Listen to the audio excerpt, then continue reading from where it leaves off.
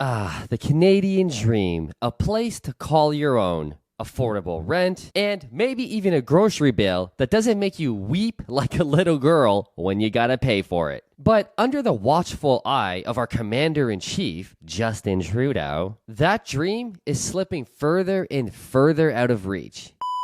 People are looking to cut on spending to try to pay off debts.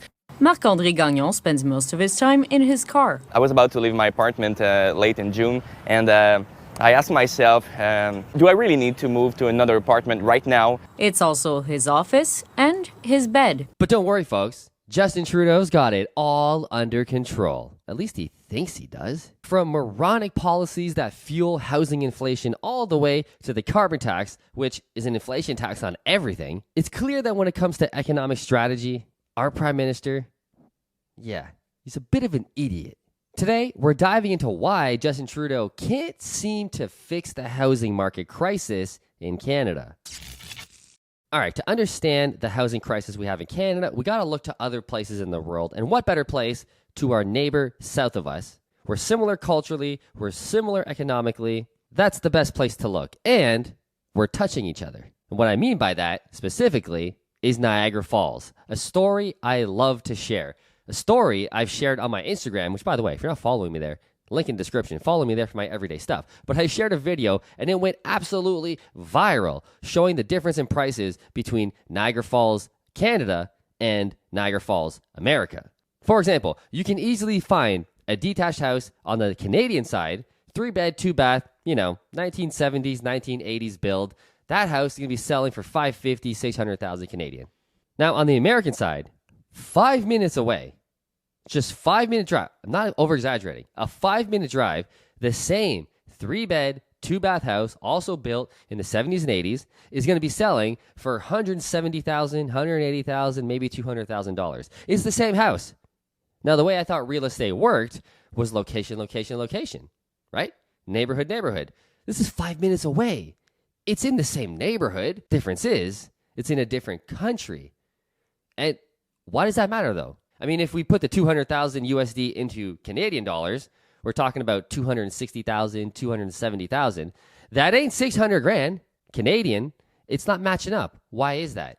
The biggest reason why, I can tell you right now, as a real estate investor who's purchased, bought and sold 150 properties, had lots of rental properties. I'm a carpenter by trade. Home building was the way I got my ticket. I know a lot about this topic.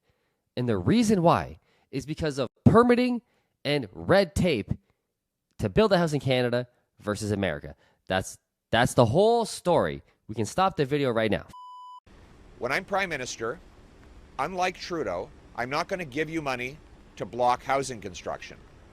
I'm going to require big cities increase home building permits by 15% per year, or they will lose some of their federal infrastructure funds. Those that speed up and lower the cost of permits and free up land will get a building bonus. The more you build, the more federal money you will get. For example, in Florida and Texas, where we're investing the most right now, if I have plans to build a house, I got the blueprints, the architect drawing, whatever, right? And we submit it to the county or the city for approval. In Florida and Texas, that approval will come through in a matter of weeks, maybe a month. They're going to look at the plans. They're going to go, yep, zoning, yep. Here you go and build. In Canada, that same house is going to take over a year before we can put a shovel in the ground and start building. And fees and development charges and the cost of bringing the hydro in is quadruple what it is in the U.S. Fees. Land costs more because of all of this as well. So an investor buys the land, a home builder buys this piece of land. It takes over a year and a half. You think that's free? No. The home builder has to finance and pay payments every month, waiting for the city. Come on, city.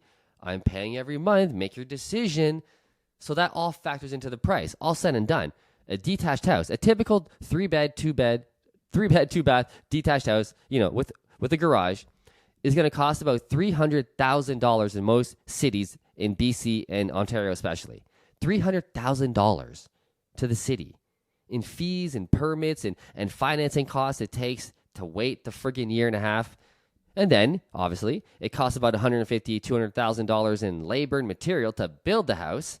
Now we're at $500,000, $600,000 right there. Then the builder needs to make a profit. No one does this for free. Tack on another $150,000, $200,000 for that. And that's how we have an $800,000 house for a basic 3-bed, 2-bath house. In America, for example, Florida, Texas, that's what I can speak to the most. Permits are $500 to build a detached house in a matter of 2-3 weeks. Boom. Start building. That's why housing prices are so much cheaper between Canada and America. There's more to it than that, but that's the biggest factor right there. So let's reverse engineer this housing crisis. What should Trudeau do if he wants to improve the housing crisis for real? He's going to attack the municipalities and say, hey, no more of that. Okay? We're going to expedite permit process. We're going to hire more people. If you got to hire more people, we'll fund you to hire more people in the high populated areas. Kitchener-Waterloo, Hamilton, Cambridge, London, Ontario, GTA. You guys don't have enough workers? We're going to help you hire more because we need these to go lickety-split. We have a housing shortage in Canada. That's what's causing the housing crisis. We have very little inventory and a lot of buyers who want it. What happens? Economics 101. Prices go through the roof. Bidding wars. We need more houses. So let's reverse engineer. Hit the municipalities. No more your bullshit. You're not charging fucking $80,000 for like a simple permit. Not happening. I'm coming in. I'm cutting it down. Number 2, like I said, increase speed. You need more staff? Get going. Let's go. If you don't hire more staff, you ain't getting funding from us, from the federal government, for your infrastructure. You're not getting it unless you hit your targets, which is what Pierre Poilievre promises to do, by the way. Great idea. Great idea. It's kind of like a commission-based position. I love those.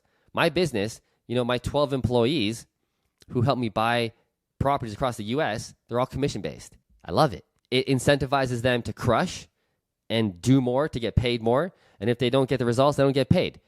It's eat what you kill, baby. Eat what you kill. Capitalism. I love it.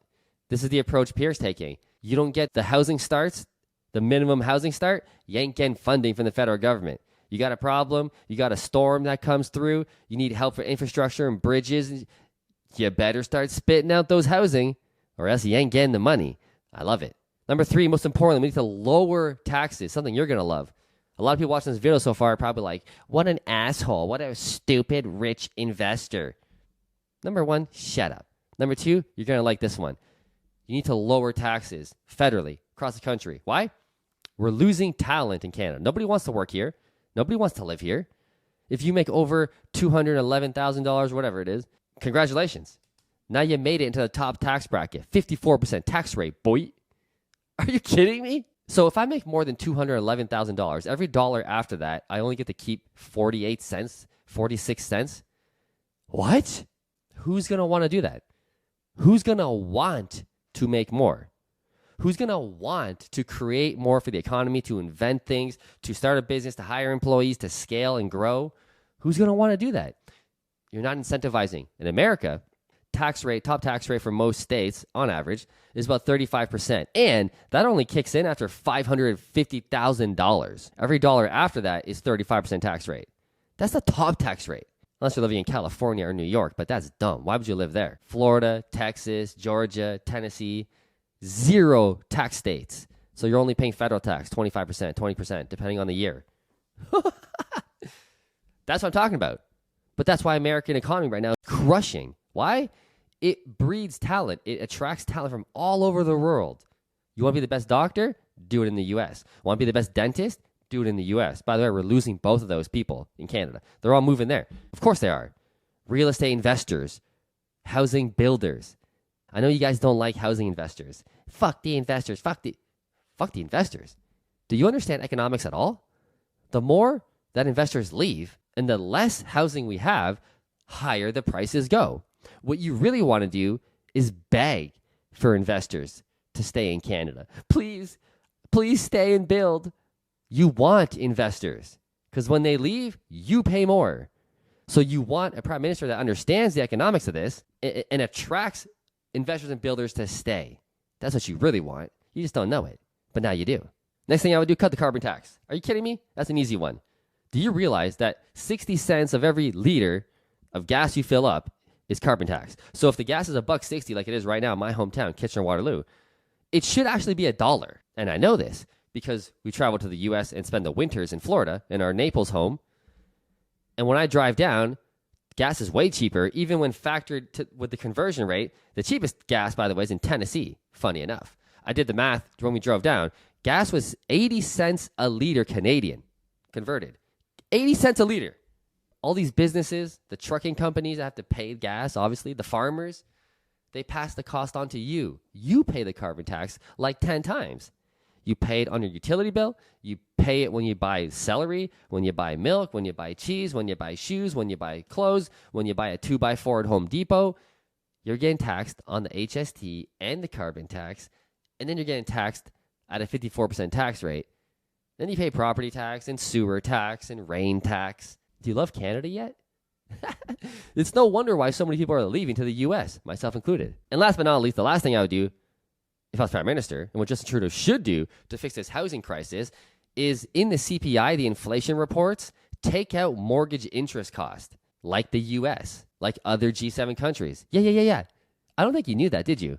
Yeah, in the CPI, we include mortgage interest, which basically means when mortgage rates go up, obviously the cost of owning a home goes up. Therefore, that inflates everyday life. So they put it into the inflation report. It makes sense. It makes perfect sense. But the vast majority of CPI is housing. So right now, at the time of filming this video in August, we're at 2.7% CPI. That's why the Bank of Canada hasn't gone nuts cutting rates, by the way. We're not quite at 2% just yet. Well, hold on a second. If you calculate it the way the US does, and you should, we're a very similar economy, same culture, same values, you should take that out like they do. But you know what happened if they did? Inflation right now, if they took out mortgage interest, would be about 0.9. Under 1%. What do you think the Bank of Canada would do if CPI was 0.9? Let's call it 1%. What do you think they would do right now? They would go fucking nuts. Slash interest rates. We'd be down at 0.25% rate again. We would be. That would mean we're in a massive recession, which we are. It's just that the CPI numbers are lagged. They're always lagged. The Bank of Canada, the Fed in the US, they're not forward looking. They're backwards looking. They're looking at backwards data. But if they did it properly, they would be slashing rates. What would that mean? Housing prices would be more affordable because mortgage payments would be way down. Builders would be like, this is great. Home buyers are buying houses again. The market's picking up again. I'm going to start building houses for sure. There'd be more inventory coming on. More builders, more investors would be buying rental properties because things would cash flow again because mortgage payments would be lower. The economy itself would be way better outside of real estate. The economy would be chugging. Why? Bank of Canada would be forced to stimulate and print money, which we know where it would lead to later. Inflation. Start this whole cycle all over again. But we'd be dodging a recession right now if we calculated the CPI the same way our brothers in America do. That's what I would do. That's what Trudeau should do. What do you think? Let me know in the comments below. Do you think that he's screwed Canada? The housing market is too far gone? Let me know. I'd love to hear. I'll see you in the next video.